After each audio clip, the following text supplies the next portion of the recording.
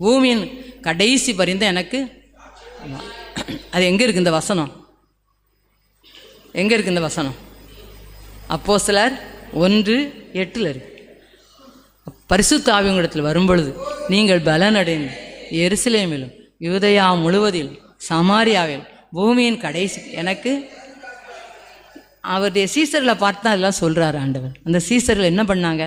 ஆண்டவரை எனக்கு தெரியாது. 30 வெள்ளிக்காசை கண்டவனே ஆண்டவர் என்ன செஞ்சுட்டான்? காசை வாங்கிட்டு காட்டி முத்தமிட்டு காட்டி கொடுத்துட்டான்.